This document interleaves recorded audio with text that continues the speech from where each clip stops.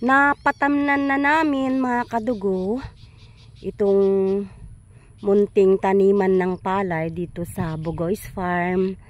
Salamat sa makapangyarihan at mabuting Diyos ng ating mga buhay. Mapagpalang umaga sa ating lahat mga kadugo kong minamahal, dugong Pilipino san mang sulok ng mundo.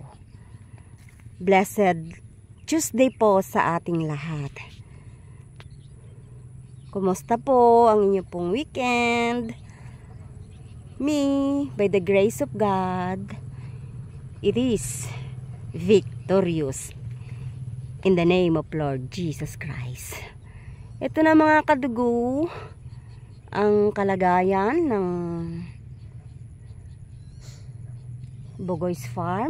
Ayan, ito na yung mga tanim kong mais. So far, medyo napapangiti na rin ako mga kadugo kasi lumaki na sila. Although, ano siya, merong, hindi merong, marasay. Marasay.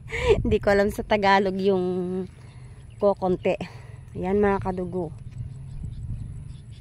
Pasyalan po natin ang ating madamo siya, kaya pinag-iisipan kong palisan ng damo.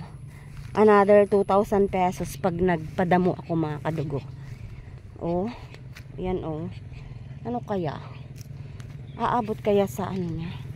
Ay, may uod mga kadugo.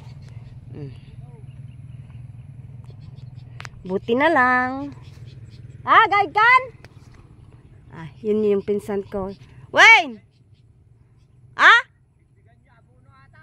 Yan na, abo na ati maes. Wayne, abunak numer ko.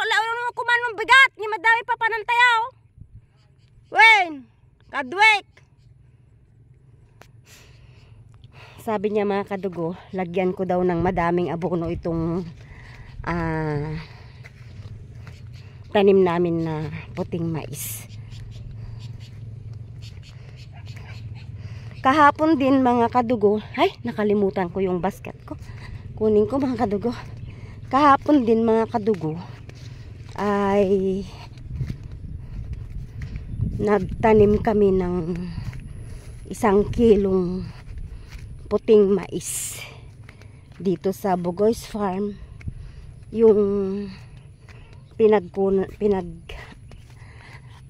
tamnan namin ng kamote noong March 25, yung wala kaming inani.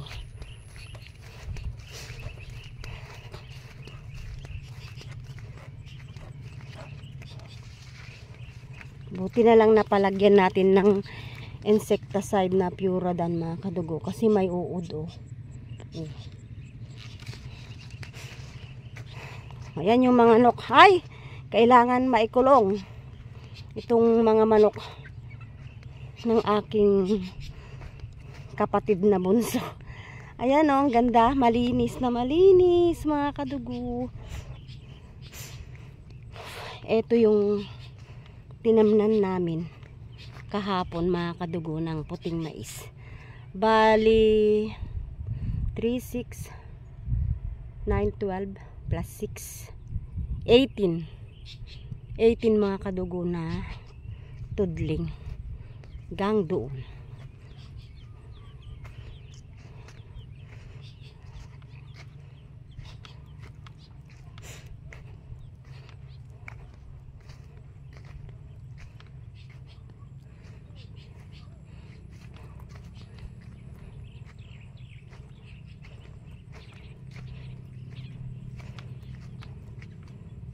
May nakaiwan ng tsinelas. Sino kaya? Baka may nagnakaw. Bakit mayroong naiwang tsinelas din Pati itong katabi nating farm mga kadugo, nakapagtanim na din siya ng palay. Yan. Yan, ito yung tanim namin. Itong tinanim namin na mahigit 1 buwan na. Kaya ganyan, dinamihan ang tinanim kasi matanda na. Halos nakapagpatanim na kami lahat dito mga kadugo. Ang gandang tanawin mga kadugo. Bisitahin natin. Ay, ano kaya itatanim niya dito? Maganda pag malinis mga kadugo. Ang ganda-ganda sa mata. Pinaararo namin ito. Yung kumagat sa akin. Kailangan maalisan ng... Uy, ang dami ang daming piling mga kadugo. 1, 2, 3, 4, 5, 6, 7. Uy, ang ganda.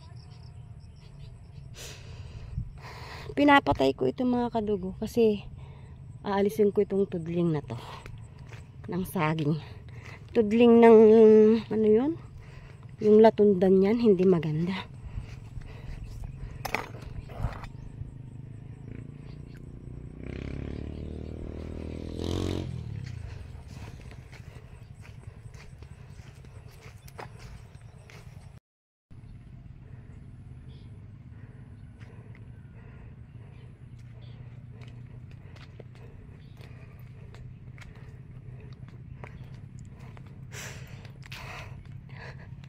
Pinutol ko yung mga subwal dito sa dalawang tudling na to mga kadugo. Kasi i-demolish ko na itong dalawang tudling na to. Pangit kasi yung saging niya. Yung senyorita at saka lakatan. Ay hindi. Latundan ang karamihan dito mga kadugo. Kaya inaalis ko pagka merong sumisibol na suwi. Papabungahin ko yung mga malalaki na yan. Tapos pag nakapagbunga na, ipapaararo ko.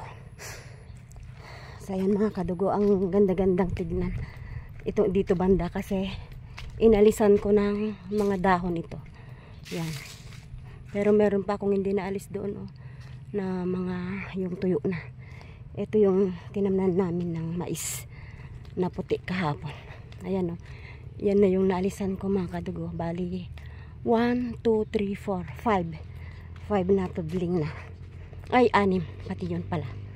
Yung hanggang dito.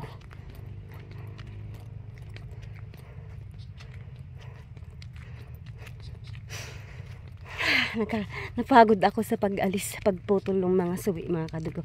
So ayan, natutuwa ako na ang aking puso ay nagagalak dito sa aming tanim na puting mais. Dahil nga lumaki na sila mga kadugo. Dito hindi pa naalisan ng mga tuyong dahon, yung sobrang dahon. Kaya madamo, pangit tignan. Parang masukal. Ayan, pwede na ito mga kadugo. Hindi niya kinuha kahapon yung kapatid ko. Nagputol kasi siya. Ayan ang ganda mga kadugo. Ang gandang tignan yung green na green. Thank you Lord. Sana praying Lord God na walang dadaan sa amin na malakas na bagyo, malakas na hangin. Kasi yun yung panira pag ganitong season. Panahon na ng mga bagyo-bagyo mga kadugo. Last year hindi masyadong bumagyo mga kadugo.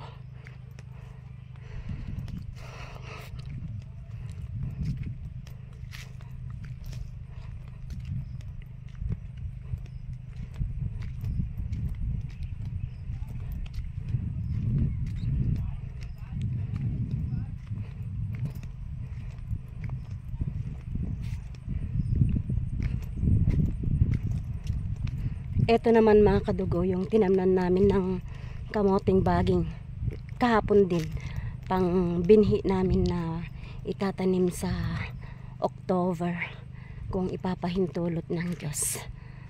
Ayan mga kadugo. So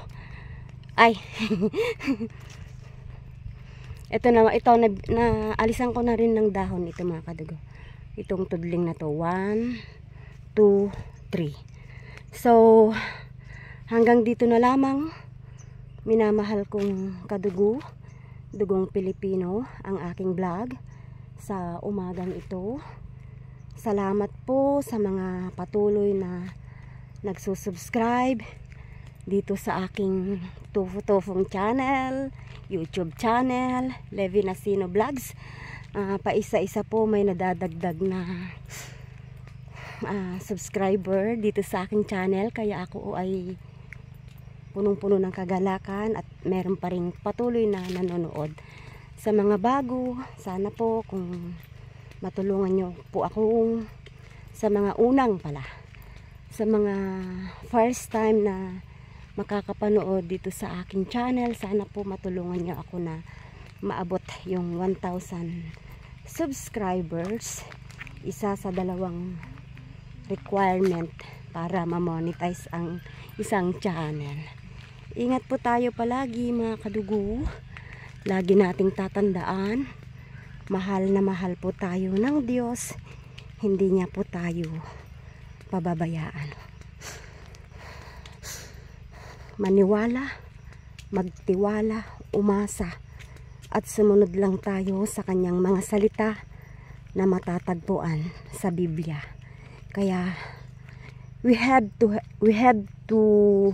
read the Bible nang sa ganon makilala natin, hindi lang alam ang Diyos.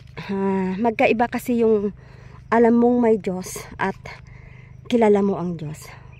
So makikilala natin ang Diyos sa pamamagitan ng kanyang mga salita, mga kadugo.